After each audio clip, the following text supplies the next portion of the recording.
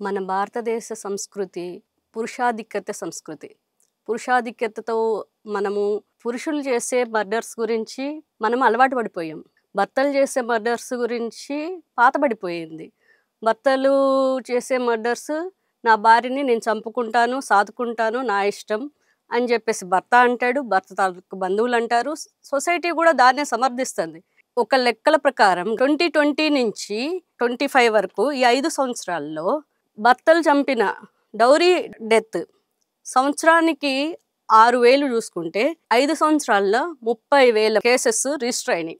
అఫీషియల్గా. అన్అఫీషియల్గా ఎన్ని జరుగుతున్నాయో కూడా మనకు తెలియదు. కానీ ఈ 5 సంవత్సరాల్లో గణాంక ప్రకారం భార్యలు చంపింది 793, 98 ఉన్నాయి. కుక్క మనిషిని కరిచింది అనేది సామాన్యమైన విషయము. మనిషి కుక్కను కరిచాడనేది సెన్సేషన్. ఇప్పుడు భార్యలు భర్తలను చంపుతున్నారనేది సెన్సేషన్ క్రియేట్ చేసి అదో పెద్ద సమస్యగా క్రియేట్ చేస్తున్నారు. సమస్య కాదు అని నేను చెప్పట్లేదు. సమస్య ఉంది. ఆ సమస్య ఎక్కడ ఉంది, దానికి కారణం ఏంటి, దాని మూలాలు ఏంటి, దాన్ని ఎలా అరికట్టాలి అనేది ఎవరు ఆలోచించట్లేదు. ఎంతసేపు ఏం పబ్లిసిటీ ఇస్తున్నారు? ఒక భార్య భర్తని హనీమూన్కి తీసుకెళ్ళి చంపేసింది, ఇంకో భార్య సిమెంట్ డ్రమ్లో పెట్టి చంపేసింది, ఇంకొక భార్య కారుతో కొట్టించి చంపేసింది. ఇదే చెప్తున్నారు. ఈ సమస్య ఎందుకు వచ్చింది అనేది అసలు దాని గురించి ఒక అవేర్నెస్ ప్రోగ్రామ్స్ కానీ ఎక్కడ ప్రజల్లో లేదు, మీడియాలో లేదు, పాలకుల్లో లేదు. ఏం లేదండి. భర్తలు చాలా సింపుల్. భార్యలకి కొంచెం సమయం ఇవ్వండి. వాళ్ళకి కావాల్సినది మీరు కొనిచ్చే బంగారాలో, పట్టు చీరలో, నగలో, నాణ్యాలో, ఫారిన్ ట్రిప్లో కాదు, మీ టైము. మీరు కొంచెం టైం స్పేర్ చేసి వాళ్ళ పక్కన కూర్చొని, ఏంటి ఈరోజు ఏం జరిగింది నీ లైఫ్లో, ఏమన్నా సమస్యలు ఉన్నాయా, కొంచెం కేరింగ్, తిన్నావా, ఈ చీర బాగుంది, ఈ గాజులు వేసుకుంటే నీ చేతులు బాగున్నాయి, ఇలా చిన్న చిన్న ఆనందాలే కోరుకుంటారు. ఆ ఆనందాలను ఎప్పుడైతే మీరు ఇవ్వగలుగుతారో అప్పుడు మీ ఇద్దరి మధ్య పెరిగే సన్నిహిత్యము అది లైఫ్ లాంగ్ ఉంటుంది. భార్య వేరే వాళ్ళ వైపు చూడటానికి అవకాశం ఉండదు. ఎప్పుడైతే ఈ సాన్నిహిత్యము, ఈ కేరింగు ఇవన్నీ రావట్లేదో భర్తల దగ్గర నుంచి భార్యకి, భార్య వేరే వాళ్ళని చూడాల్సి వస్తుంది. 24/7 ఒక రూఫ్ కింద ఉండే వాళ్ళ మధ్య ఈ ఎఫెక్షన్ లేకపోతే టెంపరీగా కొన్ని అవర్స్ వచ్చే వాళ్ళు చూపించే కేరింగు, వాళ్ళు చూపించే కన్సర్న్ ఇవన్నీ కూడా శాశ్వతం అనుకొని భార్యలు ఇతనితో ఉంటే నాకు సుఖం ఉంటుంది, ఇతను హస్బెండ్ వల్ల నాకు సుఖం లేదు కాబట్టి ఇతన్ని అడ్డు తొలగించుకోవాలి అని చూస్తున్నారు. ఇది కాదు కదా. మొత్తం మూల కారణం ఏంటి?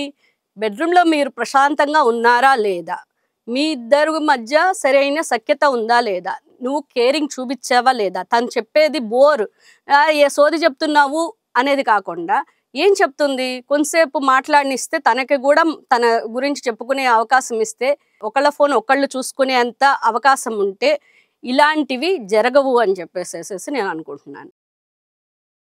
ఎందుకు అంటే వీళ్ళు అసలు ఆలోచించట్లేదు. ఇప్పుడు భర్తను అడ్డు తొలగించుకుంటే సమస్య పరిష్కారం అవుతుంది అని అనుకుంటున్నారు. కాదు, సమస్య అక్కడే బిగిన్ అవుతుంది. మీ లైఫ్ అక్కడి నుంచి ట్రబుల్లోకి వెళ్ళిపోతుంది.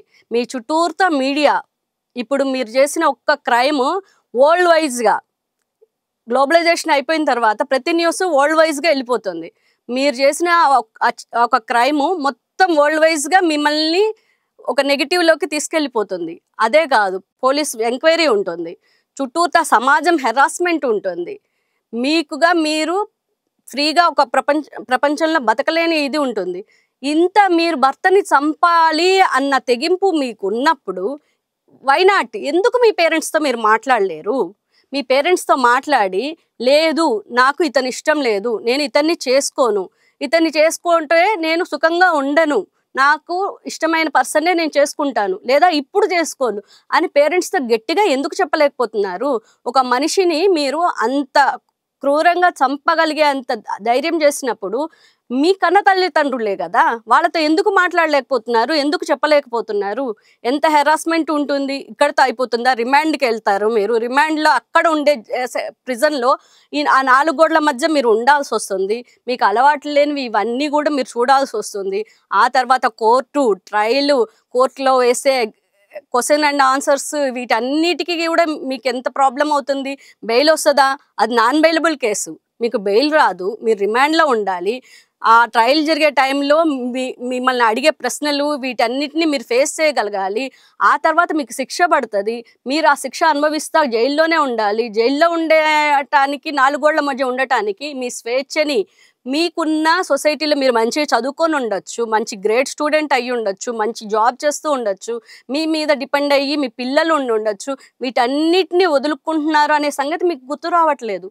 ఇవాళ రేపు ఉన్న టెక్నాలజీ మీరు ఎలాంటి క్రైమ్ చేసినా మిమ్మల్ని క్షణాల్లో పట్టించేంత టెక్నాలజీ ఉంది ప్రపంచం మొత్తంలో. మన ఇండియాలో ఇంకా ఎక్సలెంట్ పోలీస్ సర్వీస్ ఉంది. ఎక్కడ ఏది జరిగినా కూడా అది నిమిషాల్లో బయటకు వస్తుంది. ఇలాంటిది మీరు ఎందుకు తెలుసుకోలేకపోతున్నారు? మాట్లాడి పరిష్కరించుకునే సమస్యని మీరు ఇంత జటిలమైన విధిగా ఒక క్రూరంగా చంపటం అనే దాకా ఎందుకు తీసుకెళ్తున్నారు? ఆలోచించాలి. పేరెంట్స్ కూడా ఆలోచించాలి. మన పిల్లలు ఏం కోరుకుంటున్నారు, ఇప్పుడు ఉన్న సమాజంలో పిల్లలు ఎలా ఉన్నారు, వాళ్ళ ఆలోచనలు ఎలా ఉన్నాయి, మనము ఎంతసేపు మన పరువు మన మర్యాద చుట్టాలు ఏమనుకుంటారో సొసైటీ ఏమనుకుంటుందో అని ఆలోచిస్తున్నాం. మన బిడ్డ సంతోషం ఎక్కడుంది, సుఖం ఎక్కడుంది? మీరు కోట్లు పెట్టి లక్షలు పెట్టి పెళ్ళిళ్ళు చేస్తున్నారు, కానీ మీరు దాంట్లో మీ బిడ్డ సంతోషంగా ఉంటుందా చెప్పండి? ఆ బిడ్డకు సంతోషం లేని చోట ఆ బిడ్డ ఉరేసుకొని చనిపోతుంది లేదా ఇలా చంపేస్తుంది.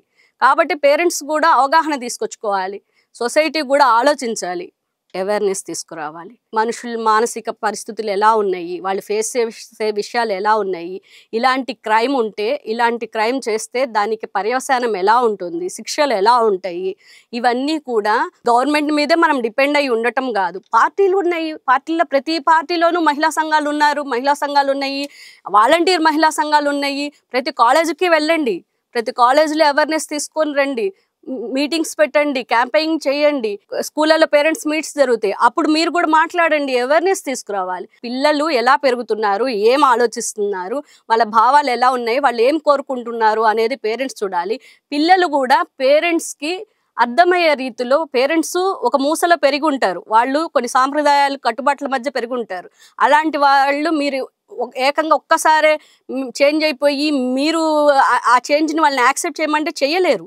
మీరు కొంచెం సహనంగా ఉండండి, పేరెంట్స్కి నచ్చ చెప్పండి, టైం ఇవ్వండి, పిల్లలకి కూడా పేరెంట్స్ టైం ఇవ్వండి, ఆలోచించుకొనివ్వండి. ఈ అవేర్నెస్ తీసుకొస్తే ఇలాంటివన్నీ కూడా రిపీట్ అవ్వకుండా ఉంటుంది. మీడియా సమస్యనే చూపిస్తున్నారు, ఎంతసేపటికి సోషల్ మీడియాలో కానివ్వండి, ఎక్కడైనా పబ్లిక్ కూడా ఇదే మాట్లాడుతున్నారు. పెళ్ళాం భర్తను చంపటం ఏంటి అని. భార్య భర్తను చంపటము, భర్త భార్యను చంపటము ఏదైనా కూడా తప్పే. ఆ తప్పుని మనం ఎంకరేజ్ చేయకుండా ఉండాలి అని అంటే ప్రతి ఒక్కళ్ళు కూడా ఈ సమస్యకి పరిష్కారం వైపు ఆలోచించాలి. అందరూ అలా ఆలోచించినప్పుడు ఇలాంటి కేసులు ఏవి కూడా తిరిగి పునరావృతం అవ్వకుండా ఉంటాయి.